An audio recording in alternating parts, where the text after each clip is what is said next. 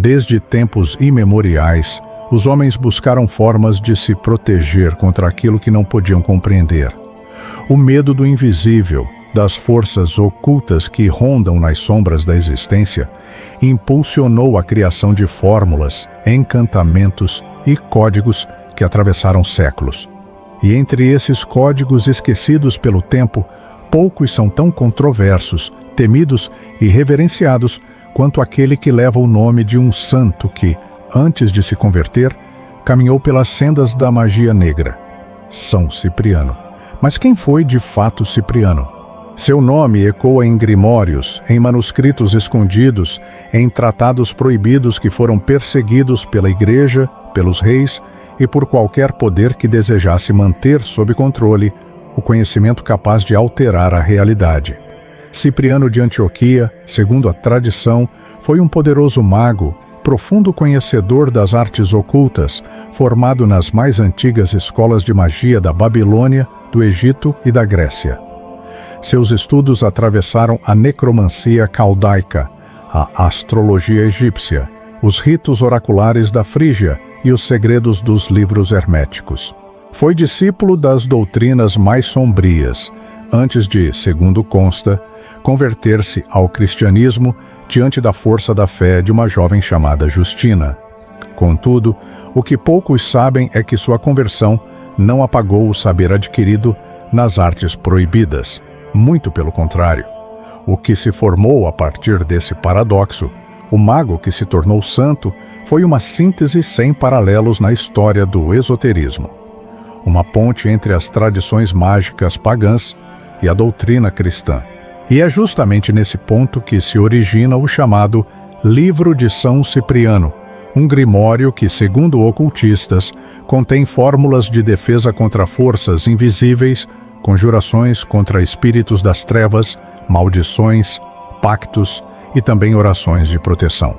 A origem desse livro é tão enigmática quanto seu conteúdo. Diferentes versões surgiram em épocas e locais distintos. A edição ibérica, especialmente difundida em Portugal e no Brasil, carrega um verniz popular, com feitiços para amor, riqueza, proteção e vingança. Porém, há manuscritos mais antigos, muito mais próximos dos grimórios medievais e renascentistas, onde o conhecimento codificado é carregado de elementos de alta magia, alquimia e cabala cristã. Quando olhamos para os registros históricos, encontramos Cipriano vivendo entre os séculos III e IV, durante um período em que o cristianismo começava a se espalhar pelo Império Romano, mas ainda convivia lado a lado com práticas mágicas ancestrais. A transição de Cipriano do ocultismo para o cristianismo não foi uma ruptura, mas uma transformação simbólica. Seus saberes foram ressignificados, não abandonados. Isso explica porque o livro de São Cipriano combina invocações aos santos com ritos claramente enraizados nas tradições herméticas e neoplatônicas. Do ponto de vista esotérico, as fórmulas de defesa contidas no livro de São Cipriano operam sobre 3 pilares fundamentais. O primeiro é a palavra. Desde as culturas mais antigas, a palavra, o verbo, é entendido como uma emanação criadora. No Gênesis, encontramos o Fiat Lux, faça-se a luz, como um exemplo arquetípico do poder criador da palavra. No Evangelho de João está escrito: no princípio era o Verbo. Esse conceito não é apenas religioso, mas uma constante nas mais antigas tradições mágicas. A vibração da palavra sagrada, quando corretamente articulada, tem o poder de moldar o tecido da realidade. O segundo pilar é o símbolo. O livro de Cipriano está repleto de signos, diagramas, selos e marcas, cuja origem remonta à cabala, à astrologia e à geometria sagrada. Esses símbolos não são meras representações gráficas, eles são mapas, portais, frequências visuais que operam em sintonia com as leis ocultas do universo. O símbolo, quando ativado pela intenção e pela palavra, se torna uma chave. O terceiro pilar é a intenção ritualística. Não basta proferir as palavras, nem desenhar os símbolos. A eficácia da fórmula depende do estado de consciência do operador. O magista, o sacerdote, ou mesmo o leigo que se utiliza dessas fórmulas, deve estar alinhado vibracionalmente com o propósito. Essa é uma verdade compartilhada tanto pelas tradições herméticas quanto pelas práticas xamânicas, pela alquimia e pela própria mística cristã. O Código de São Cipriano, portanto, não é apenas um conjunto de rezas ou simpatias populares. Ele é, na sua essência, um sistema codificado de defesa psíquica e espiritual. Muitos estudiosos das tradições ocultas, como Eliphas Levi, Pappus e até Aleister Crowley, embora nunca tenham citado diretamente Cipriano, compreendiam os princípios que operam por trás desse grimório. São os mesmos princípios que regem a magia cerimonial, os ritos Rosa-Cruzes e os protocolos da Ordem Hermética da Aurora Dourada. A pergunta que inevitavelmente surge é: por que essas fórmulas funcionam? A explicação não pode ser dada em termos puramente físicos ou científicos convencionais. Segundo a tradição hermética, o universo é mental. Tudo o que existe é, antes de ser matéria, pensamento condensado. Quando um operador aciona uma fórmula ritualística, seja ela uma prece, uma invocação ou um selo, ele está, na prática, modulando frequências vibracionais que ressoam nos planos sutis. Esses planos são os campos onde habitam tanto as forças benéficas quanto as hostis.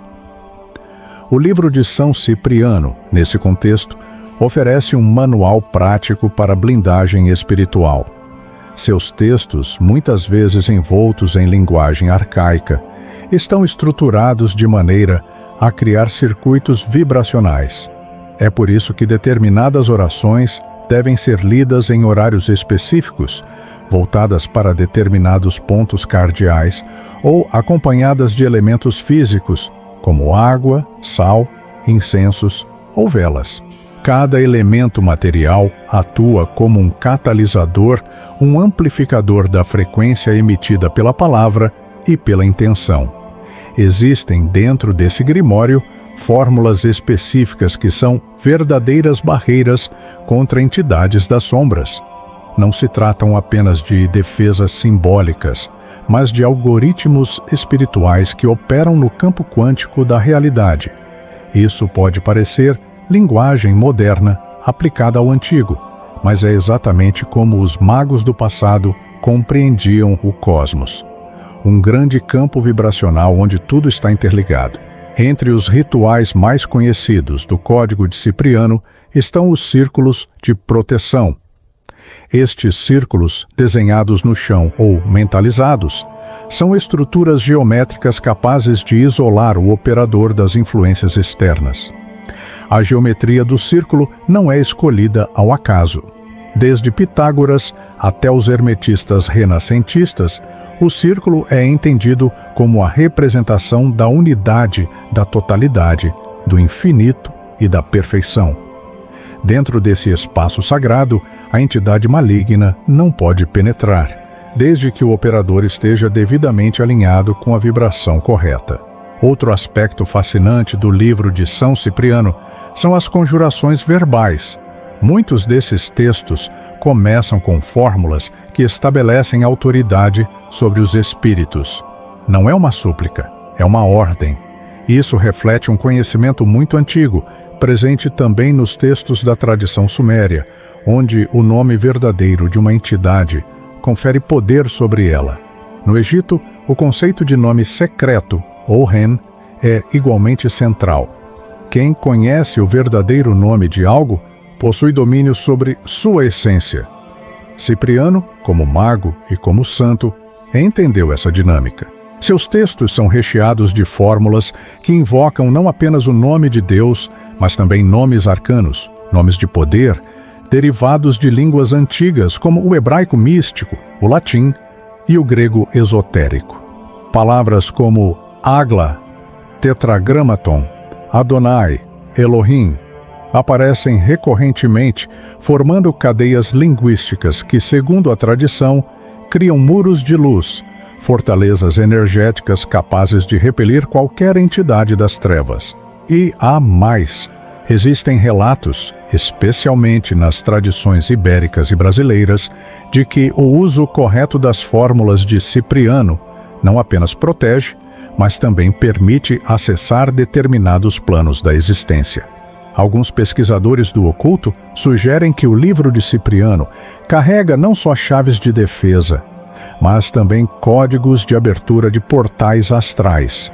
Portais esses que podem ser utilizados para consulta de informações nos planos superiores ou, em casos mais arriscados, para contato com inteligências de outros domínios. O fato é que a simples existência desse grimório, sobrevivendo séculos de perseguição, queima de livros, censura e estigmatização, já é um testemunho do seu poder. Nenhuma obra persiste por tanto tempo se não carregar, de alguma forma, uma centelha de verdade, por mais oculta e cifrada que ela esteja. Nos próximo vídeo, iremos aprofundar ainda mais essa jornada. Desceremos as entranhas desse código proibido, compreenderemos como essas fórmulas dialogam com os arquétipos universais, com as linguagens esquecidas e com os mapas ocultos da realidade. E, sobretudo, você entenderá por que, mesmo nos dias atuais, em meio a toda a tecnologia e racionalismo, esses textos continuam sendo buscados, temidos e, acima de tudo, utilizados. Você acaba de atravessar apenas um dos portais deste código proibido, mas o caminho está longe de terminar. Na próxima parte, vamos descer ainda mais fundo, onde segredos mais sombrios aguardam. Se este conhecimento faz sentido para você, se inscreva no canal, ative o sino e deixe seu apoio. O algoritmo não protege esse tipo de conteúdo, mas você pode fazer com que ele sobreviva. Assista a próxima parte e continue essa jornada no oculto.